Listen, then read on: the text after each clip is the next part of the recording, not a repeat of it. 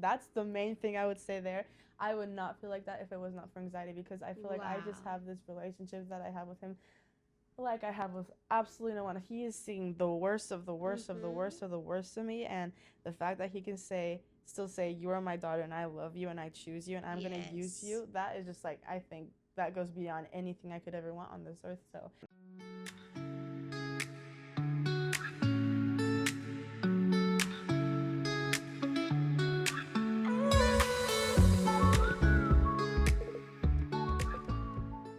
Welcome to Unmasked and and Messy, messy. Welcome back. the journey through life's messiness. And today we have, wow, what a special guest we have today. No? Indeed. Very special. Our firstborn child. This is Isabel.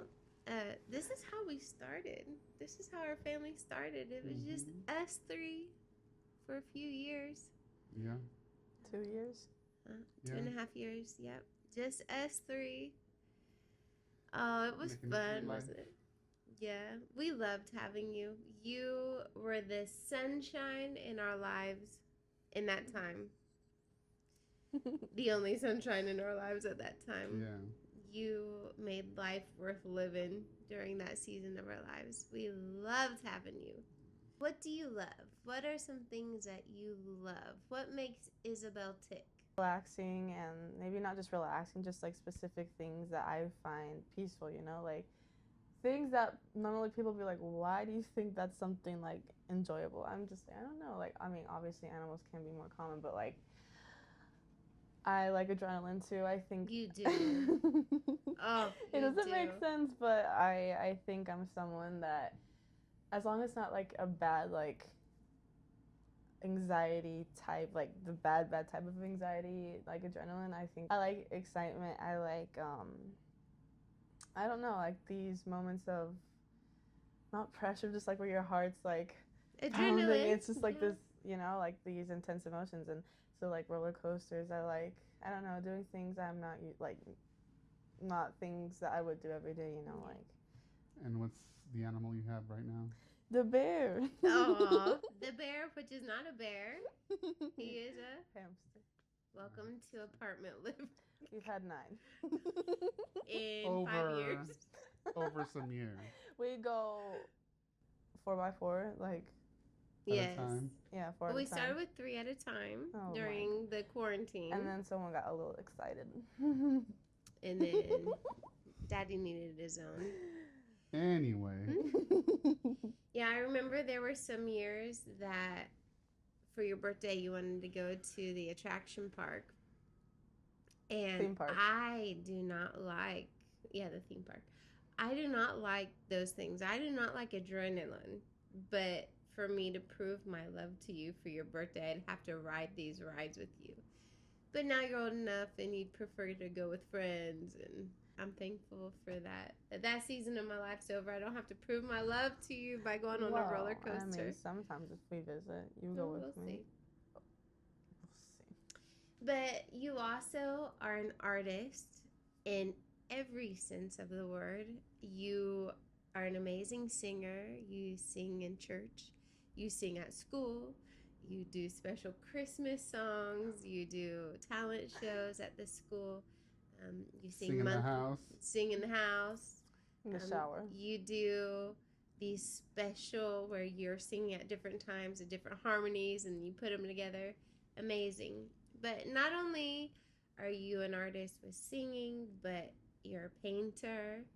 You draw amazing in school right now. You're doing all different kinds. I mean, you're just like everything that I'm not, and I'm so impressed by you. So I love that. Thank you. You are a deep lover of people and of animals. Yes, I agree. And when you love deep. Passionate. She's very Passionately, yeah. just I Yeah. think that's something I've learned this year. Like, well, not just like this year, maybe in a couple, well, I think especially 2025, I just felt like I learned that a lot of times loving, well, obviously, I think that's something throughout our lives, but especially 2025, just realized that loving hard is what's gonna hurt you the most sometimes.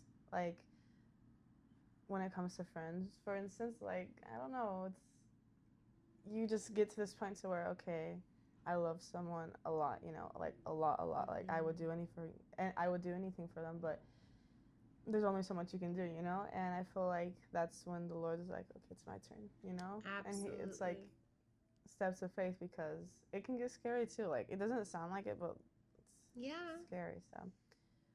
Well, as your daddy says, every relationship is risky. Loving people is risky because we're always going to get hurt. But you're right. The potential's always there anyway. Yeah. You're not people's savior, you know. Nor even though mine. Nor are they mine. Exactly. Yeah. So, well, we're happy to have you on our podcast today. Very happy. Our first guest, very special guest. Our last episode was on anxiety, and so we wanted to invite you on because you are open about your journey that you've had, which I'm thankful about because if you've had to walk it, you should just make it worth it. You know, like let the Lord use it. Let the Lord use it to help other people, to get your story out. It is not something of shame. It's not something to be embarrassed about. It is just life and its reality. And it has been a huge part of your life. So can you just share like a little summary of your life and what anxiety has been, what part it has played in your life? So, I think for me personally, like I've maybe not had like terrible anxiety since I was young, but I think it's always been like there. You know, it's always in some way it's always presented itself in just like some form. And so I think since I was young, I've always had this vision, or like not this vision, but like this view of the world, to where I just thought like everything was scary for me. I just like it was so intimidating. And like when we moved to Mallorca, I don't remember exactly like having a panic attack or anything. I don't remember exactly. You were 5 years old at that time. I was 5 years old when we came here, and I don't exactly remember having like a huge like like maybe not culture shock, but just like in general, just like emotional shock, like and anything like what you had when we got here. I've been traumatized, and that's why I don't remember. But you blocked it out. But I think it just like came out in different ways. I think at nighttime a lot I would I mean I think it's kind of been like that since I was when we were still in California, but especially in Mallorca, I remember night times was just like such a struggle for me. Like I don't exactly remember how it was, but I can like pick up like some emotions of how I felt, or like the music I would listen to at nighttime, because since we were young we've been listening to music when we sleep. So I remember just like the music that we listened to at nighttime, just it brings back these emotions, you know. And like if you were to hear the song it's now, like you're reliving those emotions, it. Yeah, exactly. Yeah. And so being that age, I don't think you really understand why. And I remember I would just like have these small things. Like I would honestly live on future I don't know. Like worries? Like excitement. Like this is like how like that's how I would get through the night, or like especially at night time, because that was the hardest for me. But like I remember laying in bed and being like, okay, just get through tonight, because soon you'll go back to California, or you're gonna see your family, or you're gonna go to Disneyland. Like just like these little things. Like why is this little 5-year-old's brain like thinking this? But like it's like you're just like finding anything to like just hold on to and just like feel stable just for like even if it's just for a few moments. And I think now I haven't thought about this a lot, but like thinking like that at a young age, scary, you know. It's like you're just finding like these little things to like grasp on for just like 1 second, just like, and it's like that constant. I think that's just kind of been my life. Like just trying to find these like moments of relief, you know, even if it's just like to feel any other emotion that's like more enjoyable than anxiety.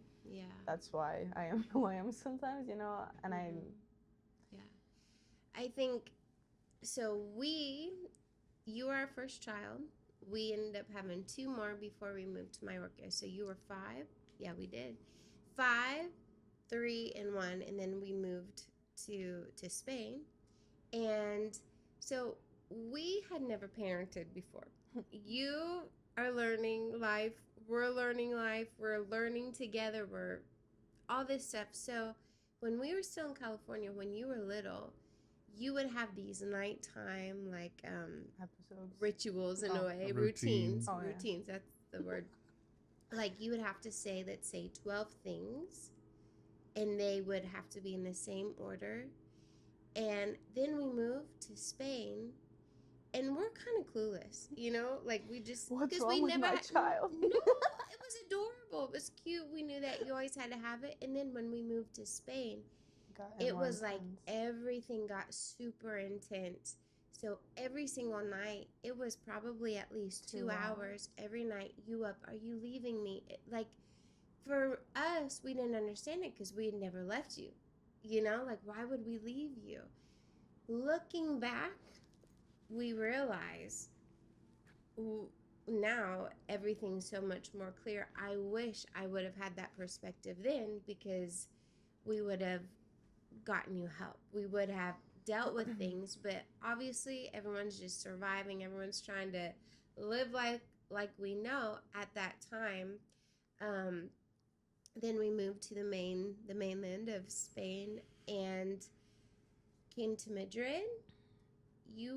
How old were you? 8, 9. Okay, and your father and I had gone to Germany for 3 days, 4. 2 nights, 4 days. You remember? Trust me, I remember. And you know, everything, anxiety. It was. We Not- didn't know what it was. You were dealing with some stuff, But especially not- at night. yeah, but not we like- we were kind of clueless. Just thought, okay, this is a quirky little thing. And then we go to Germany. And I was even excited for that. I was excited to because they're Candace and another Camille, our Mhm. friends, they were gonna take care of us for 4 days, and I'm like, oh my gosh, yay! Like, I think it's just like something exciting for like a lot of kids, just like to have their parents. Yeah. Okay, we get to have a special couple of days, you know. It's like, and I was like really excited because we had all these like activities planned. We were gonna go like tie-dye shirts. We were gonna go just Exactly. do a bunch of things. And so I was like really excited. And you guys were super close with these girls. They Oh, yeah, weren't just like any random ordinary, friends. They're yeah, like part of the family people. pretty much, yeah. And so we go to Germany. We had like a missionary retreat, or I don't know what it was. And you guys were here. And was it the first night or second night? I can't remember. There was First. a huge storm. First night. And that started it all, no? It was like, yeah, it was like it had already rained, which it's just really strange because it happened right when the sun was setting. I think that has to do with everything. It's just this Yeah. weird things that your brain does. Mm-hmm. Because that day it was pouring rain. I remember because we were watching Annie. Wow. And we were with Camille and we were just watching it. I was super happy. I was like watching this. I mean, it was like hard because of course you're like, any kid is gonna miss their parents, you know, but it wasn't like that, oh my gosh, I can't live without you guys, like type of feeling, you know. It was like, okay, I miss them, but I'm still happy, you know. It's like I can enjoy it. I'm glad to be with Camille and like all this stuff. And so everything was fine until that night. And that night it just like, I don't even remember how it started. I just remember being in my room and I had my Bible in my hand and I was just sitting and I just like felt like you just like feel this like weight over you out of nowhere, and like it's just like this sharp feeling in your heart or your brain. It's like out of actually nowhere, and I don't even know how I got through it, but So would you say that was your first panic attack? oh yeah, definitely. I mean, I'm pretty sure I've had like, you know, like in Disneyland when I would get lost and I'd be like, oh my gosh, like that's like the type of panic like I think is normal. But I think that was like my first panic attack. Right. And it was without you guys. And I remember opening the Bible and I'm like, I can't read. Like, I cannot be sitting right. Like, I couldn't sit down. I couldn't do anything. Yeah. I was going back and forth, freaking out, all this stuff. So, crazy experience. So that was the beginning of of a change in your life, no? Because we end up coming home and thinking when we got home Everything would be okay. everything would come back, mom and dad are home, and that didn't happen. It didn't relieve anything with us being back. I mean, I don't think someone, especially at that age, going through, I couldn't even eat. Like, I No. remember Candace would try to get me food. I'm like, I cannot eat. Like, Yeah. I couldn't go outside without asking someone to call you. I couldn't do anything. Like, I couldn't live normally. And then it's like your body goes through all, like, it's not just like emotions. Like, literally, it's chemically, like, Right. so Complicated. complicated. Yeah. Like, complex. Like, all this stuff. It's like your body can't go through that and just go back to normal, you know? So it's like, just like, You can't snap out of it like, okay, no, because you just like went through like the most insane experience Yeah. of your life. So yeah, I remember you got back and then oh my gosh, I was just scared of everything, wasn't I? Yeah, and we talked about that last time about when you're dealing with anxiety or panic. I shared about my panic attacks, how I was afraid of things that weren't based on reality. Like, I didn't want your daddy to go to sleep. It's like nothing's Makes going to no happen if he sense, goes to yeah. sleep. It doesn't make sense. And so you dealt with that, huh? Like, even going Scared of outside, the the sun, sun, like it burning you. Scared of like the floor of the city like opening up and like lava Yeah. coming out. I was scared of, well, Yeah. anyone babysitting us. Like, I think I was still scared of up to some point. I think I couldn't. I got scared of you leaving at first. Remember, I didn't like you when you left the house. I would Yeah, you follow would you come everywhere. with me everywhere. Which, in a way, I liked because I liked your company. You But, get mad at me. You're like, no, you have to stay here. well, because there's also Yeah. part of my role to, Try to get me not to. but, so that has been, 5 or 6 years now, dealing with those intense emotions. And Yeah. there's been seasons where it's a bit easier, and then there's been Not so months easy. where it's quite debilitating. Yeah.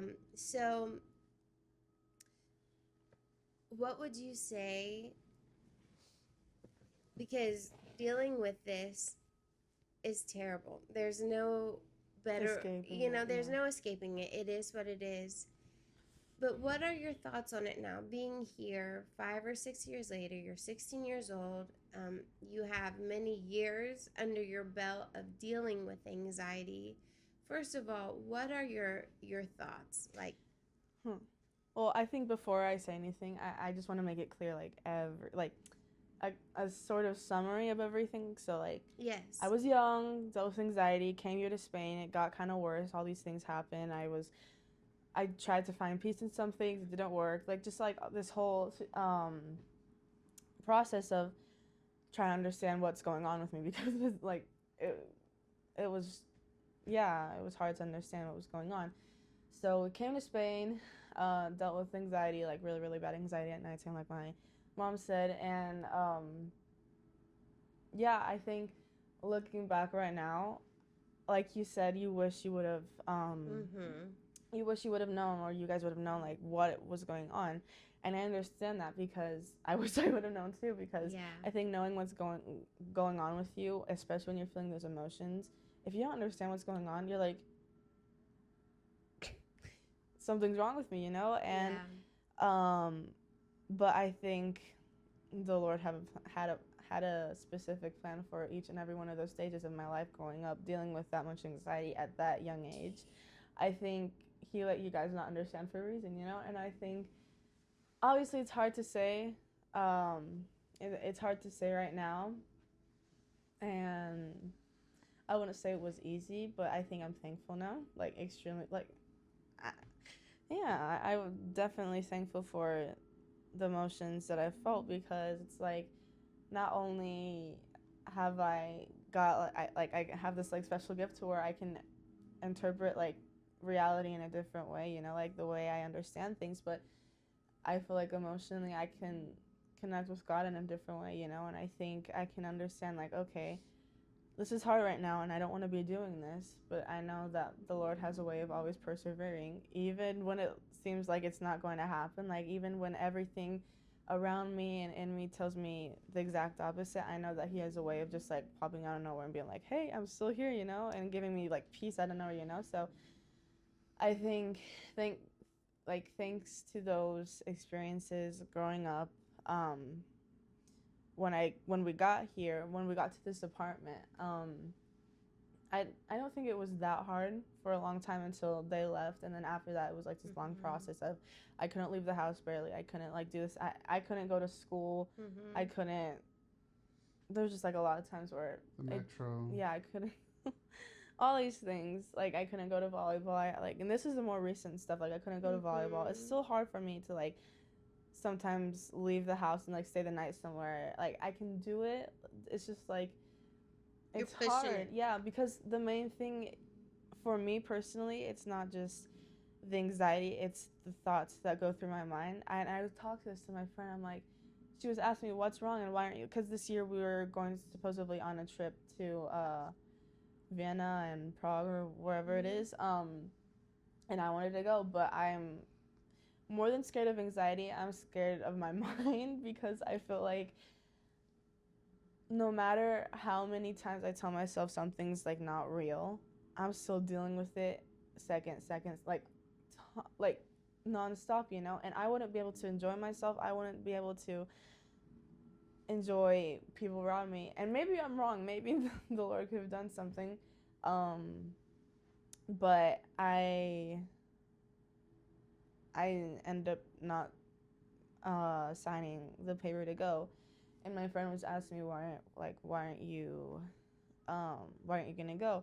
And I was just talking to her, and I told her like, more than dealing with anxiety for me, it's just the thought that I have like these racing thoughts that I can't control, you know. Like even though I try to, I think it just controls not only my whole mind but like my body, and like physically, like I can't exist normally until I find this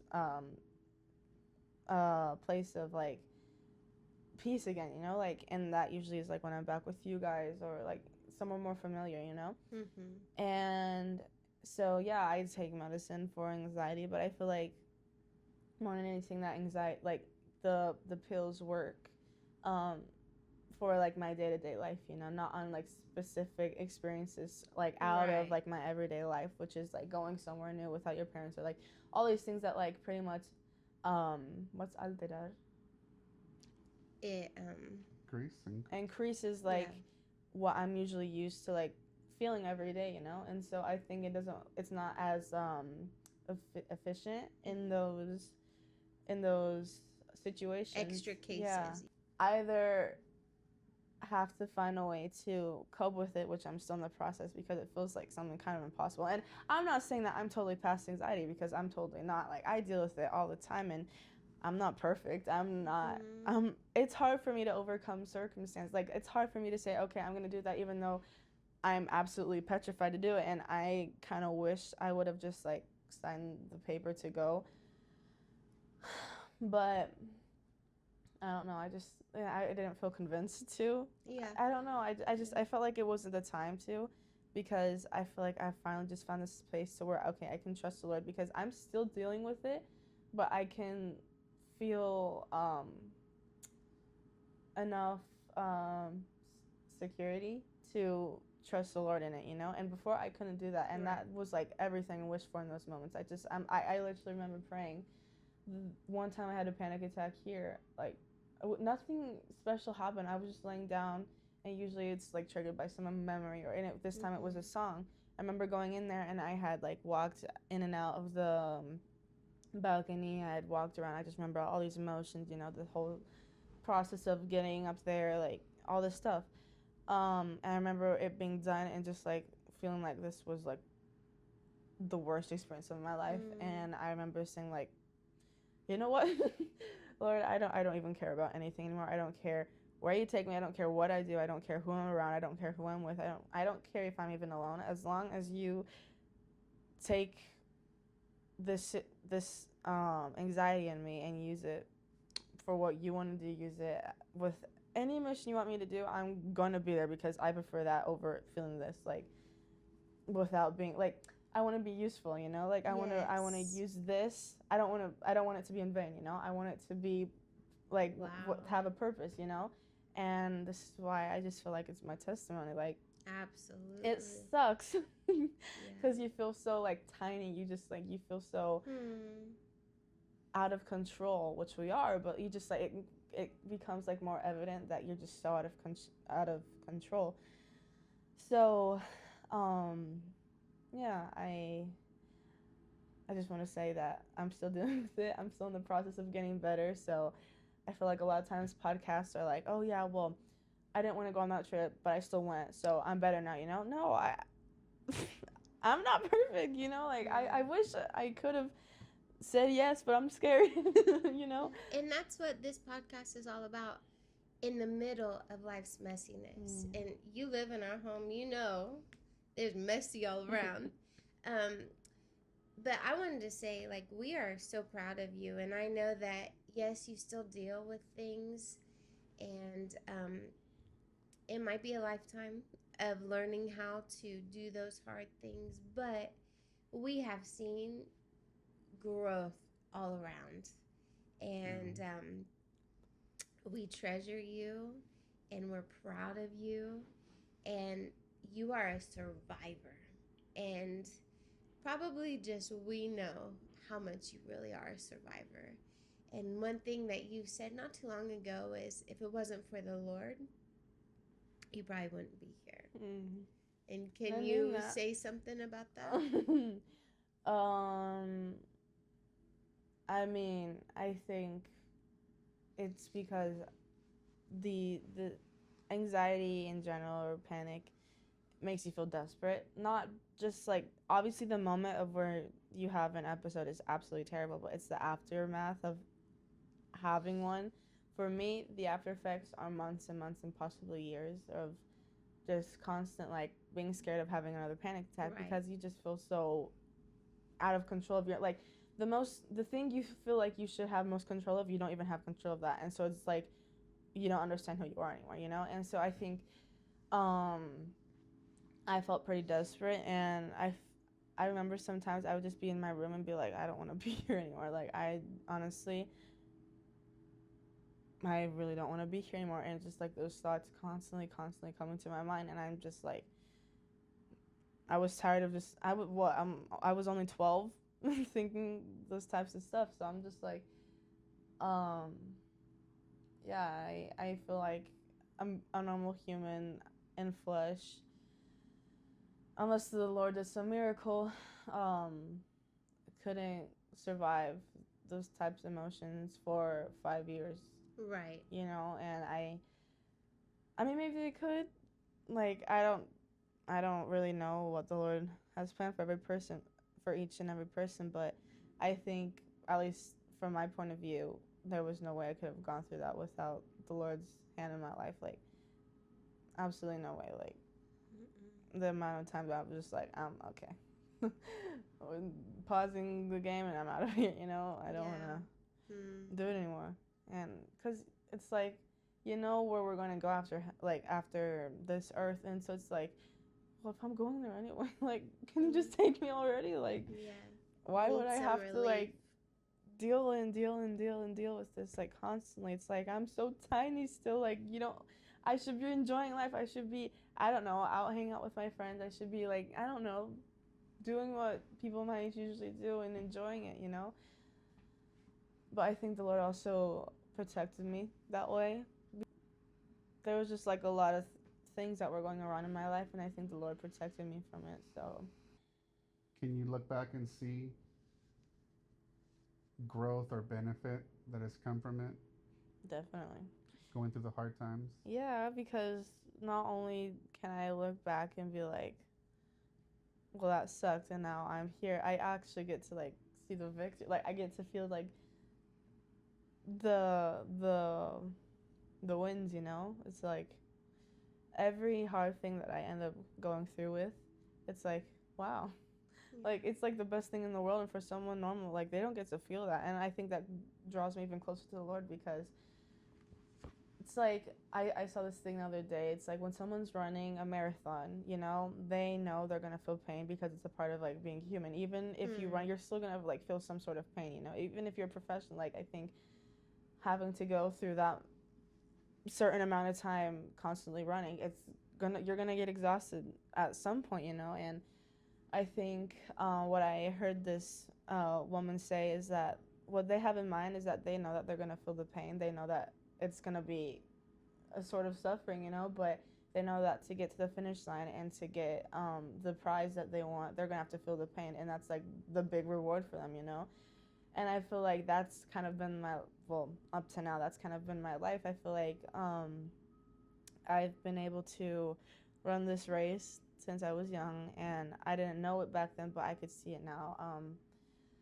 Looking at in the future, like I can't see the whole picture, but I think the Lord gave me this gift to like understand, look, I can't see the whole picture, but he does. And even though right now I don't like what's going on in my life, I don't like any situation, any circumstance, I know that he has a specific plan. I feel like that makes me feel special, you know. I'm like, so he's gonna use this, you know, like it's not in vain, you know. And I think it's one of the most beautiful things you can experience, because it's like you can see God in everything. I don't think like someone can go through that and come out alive and say the Lord is not real.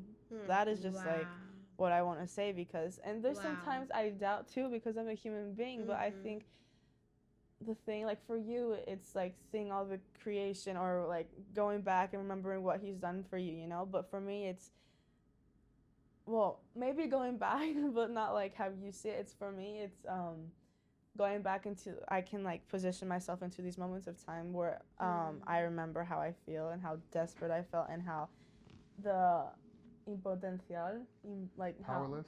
how powerless I felt. Wow. I can relive those emotions, and I think just comparing those moments to now, I think I'm, wow, you know, like, and so I think I've grown so much through it. Like, I'm still a 16-year-old teenager, and I can be a rebel sometimes. I can be sassy.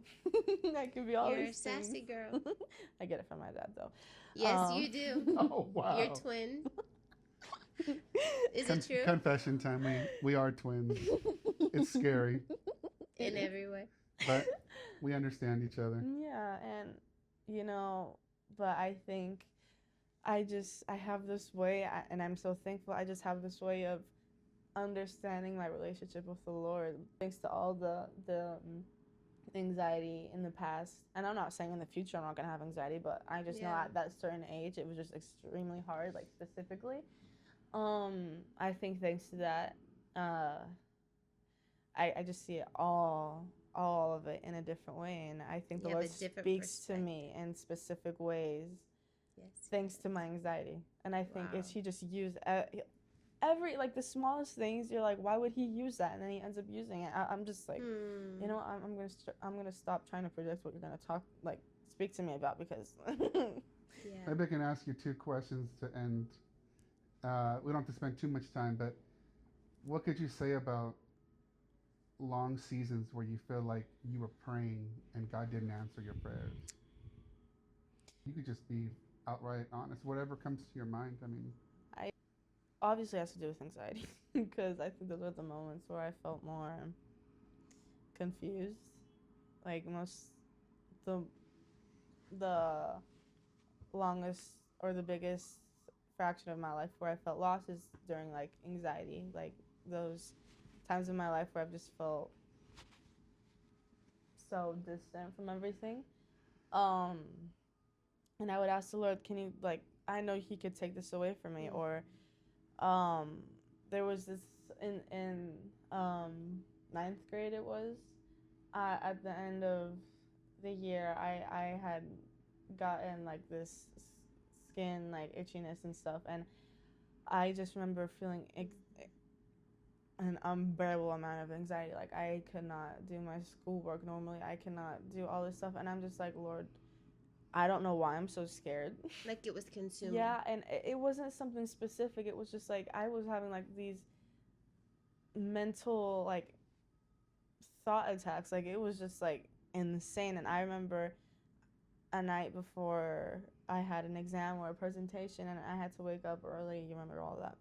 I remember just praying like, Lord, why wouldn't you just take this away and let me live normally? I've already been through so much. Why would you let me go through this? And I feel like he's also used that, like, again, just like those types of things. Okay, he didn't answer it in that specific moment or in this specific way that I thought he was going to answer it, but in the end, he used it for me to see now, like, I don't need to be scared of anything, you know? Even though everything in our body and our flesh wants to be scared of everything, it's like you look, and in reality, like, he has control of everything, every small little Amen. nerve, every little cell of our body, you know? And it's like, okay, I can feel scared at times, but I feel like he ended up using the outcome of what I felt in the past, and then 2 years later, as an answer to prayer. Mm-hmm. And like, So sometimes he just takes time to answer. yeah, I think the answer is a process a lot of times. Wow. I think. Oh, that's profound. I've been having philosophy classes, guys. Shout out to my philosophy teacher. Well, last question then. Okay. If you could go back in time, if God just said, look, I'm going to take you back to when you were 4 years old, and with the understanding you have now, and he told you, okay, Isabel, you can choose to live without anxiety and panic attacks and know me less, or you can choose to walk the difficult road and grow in me and know me in a deeper way. What would you choose? No. Huh? Like, no, I would relive it all over again. Oh yeah. You wouldn't choose a different way? I would say no automatically, I think, because again, it's hard to put into words.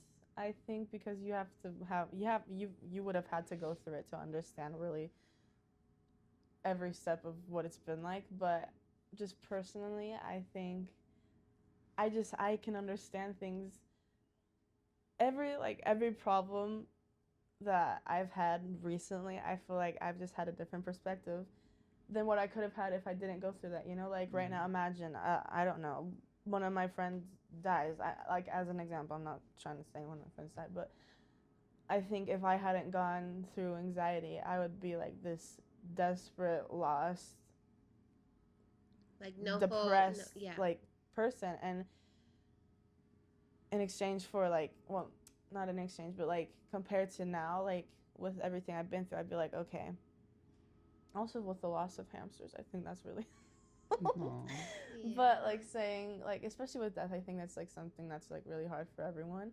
But just like, look, it was a life, you know, like, or just like this structure that I have in my mind now. It's like I can put things into place easily, like easier than I think someone that hasn't dealt with it, you know, because you just have a different way of taking the world around you, you know. And I think, again, that's how the Lord has spoken to me in the past and is speaking to me now. And just like all these things around me, I think, again, just with understanding that the Lord has a plan for everything, I think I wouldn't understand that if I hadn't gone through all of what I went through, because I can look back and remember how I felt those 2 years, 3 years of my life and be absolutely terrified of that emotion never going away. And then seeing what he did, like the outcome of that, it's like, okay, then I can trust everything now, because like I won't have an answer for everything. No. Not even you guys will have an answer for everything. But thanks to that, now I know in the future I can like apply that to like every situation that's like and like has to do with anxiety. And I don't it's not easy. Like I know there's gonna come a time, and we'll probably talk about it again sometime, like where I deal with anxiety. It's like really bad, and it's easier said than done. But those are just like kind of the thoughts that go through my mind, like. But you've grown, and it's been fruitful. Yes. And I always say that there's certain lessons that can only be learned in the wilderness and in desert experiences. I agree. And somehow in God and his economy, that's how he uses suffering in our lives to depend upon Him. Um, when we had an episode about anxiety, we talked about how it's a very lonely road. Even though you have a family that loves you, we would do anything for you, but it is a very lonely road. And lots of people these days deal with anxiety, deal with panic attacks, but every story is very unique. No one has the same story. And so we know that there's all kinds of other teenagers that are dealing with anxiety, depression, intrusive thoughts. They're thinking about suicide. And what would you have to say to them? You being a 16-year-old that has had years walking through these things, what would be your encouragement for these people who think, I am the only one who feels this way? My story is so unique, because I think you've probably felt that way too. Like, nobody else can understand me. And it is true, because you're the only one who's walked that specific road. But do you have any encouragement for other teenagers or anyone that's in the midst of that right now, that desperate season in their lives where it seems like there's not much hope? I would say, first of all, don't give up, because those moments of your life are going to go by like that. Like, these moments that you're living right now, the anxiety that you feel right now, it feels real, and it feels terrible, and it feels like this huge monster that's just like all around you and consuming you. But there's going to come a time where you're not going to feel that anymore. The whole thought of you being alone and being the only one that's going through that is real too, as real as all the emotions. But I think it's probably the biggest lie the enemy could tell you, because I'm pretty sure hundreds of people around you that you don't even know are dealing with it are actually dealing with it, and it's just hard to talk about, because it's a reality that no one really wants to accept, but I think, since Jesus is the Prince of Peace, He will give us moments of peace, and that is just, I just know that, as a fact. Like, I'm not saying there's going to be times of your life where you're not going to feel any anxiety, because I don't know what the Lord has planned for you. But what I'm trying to say is that I know that the Lord is going to give you moments of peace, because for whatever reason, He's going to use that, And I just also recommend surviving on the Word. I think you know what that feels like. Just like, I remember laying down in my bed one night, it was getting bad, and all I had was the Bible. Like, that was the only thing that would give me a couple of seconds of peace every minute. Like, that was the only thing I could hold on to that would give me just this reassurance of, okay, there's a future for me, and I know that He's going to be in it, and I know it's going to be good, Like, that was, like, the only thing that I could think of that would give me peace, because our mind tends to, like, wander off and say, okay, I could try this and try to give me peace, or I could try it. But honestly, nothing in this world is going to give you peace like the Bible and the Holy Spirit and Jesus can. And that's just a reality, And I think that's also one of the most beautiful things that the Lord uses in those hard times. So I recommend not giving up. I recommend digging into the Word, and I talk to someone, Like, I think that's also really important, like talking, reaching out to people, obviously. But I honestly, the Lord gave us a community for a reason. He gave us these people to talk to, with, to relate with, just like all these things. And I think you should use that gift that He's given you to, just like not have this way only for yourself, because you are going through it. And even though it is something that only you are going through in the moment, like specifically you, even though a lot of people are dealing with it, but like specifically you're the only one that's like feeling that in that second. Other people around you are still going to be there, even though they can't take it away. They can pray for you. They can read the Bible for you. I'm sure there's like what I had, like you guys. I just know that you would pray and read the Bible with me at any time necessary, and I think that is like kind of the only things that would also like give me peace too. Just like those moments of, okay, we're gonna pray, and I remember like at nighttime being like, oh my gosh, I cannot get through tonight, and like just like these emotions like start piling up so much, and this can happen in any circumstance. And then when you talk to someone, it's like the Lord uses that to like give you clarity. And you read the Bible, you just talk about it, you cry about it, you can yell about it, literally anything. And then I feel like I would go back into my room and be like, oh my gosh, I'm a different person now. Like, you know, like I think the Lord just uses those moments with other people, uh, specifically too. And so those are kind of just like, that's my feedback from what I've dealt with so far. And yeah. On your Instagram, do you remember what verse you have? Hosea 2:18, is it? I believe it's 2:14. 2:14. Let me read it. Okay. But then I will win her back once again. I will lead her into the desert and speak tenderly to her. I will return her vineyards to her and transform the valley of trouble into the gateway of hope. She will give herself to me there, and as she did long ago when she was young, when I freed her from her captivity in Egypt. And when that day comes, says the Lord, you will call me husband instead of my master. You like that? Because it's like, I feel like that defines my whole life, you know? Wow. Because I don't see him as this, obviously he's the Lord and he's superior, but I don't see him as like this someone that I have to be super strict with. I feel like he is my father, and I feel like he's my best friend, and that's the main thing I would say there. I would not feel like that if it was not for anxiety, because I feel like I just have this relationship that I have with him like I have with absolutely no one. He is seeing the worst of the worst of the worst of the worst of me, and the fact that he can still say, you are my daughter and I love you and I choose you and I'm going to use you, that is just like, I think that goes beyond anything I could ever want on this earth. So yeah, that's like my favorite Bible verse ever, because I feel like that also reminds me of like everything I went through when I was young, and now I loved him in an innocence, but now I can love him with passion, you know. I can love him with this maturity, and I chose that, not you guys. You guys didn't choose that for me. I chose it for myself, you know. And now I feel like I just have this like I got to choose him to be the love of my life, you know. Yes. And what did you tell me today at lunch? Don't say it. Okay. We're talking about the certain guy that my father's gonna see.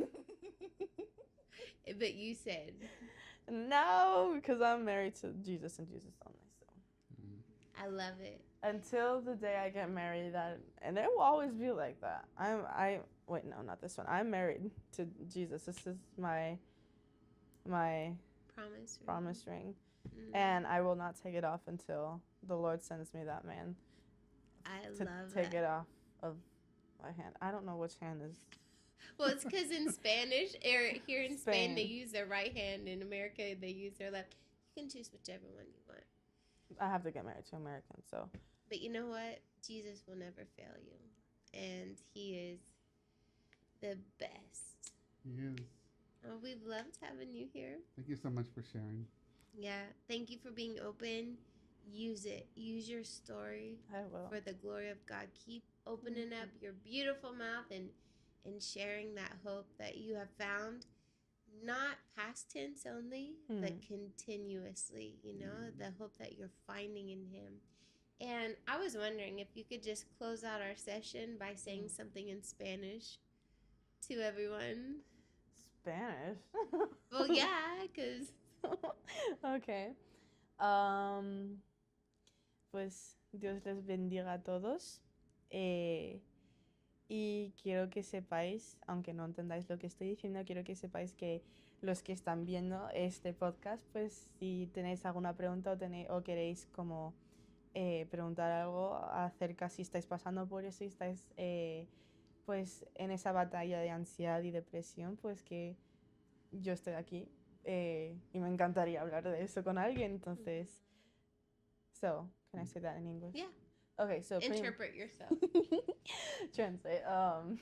Translate yourself.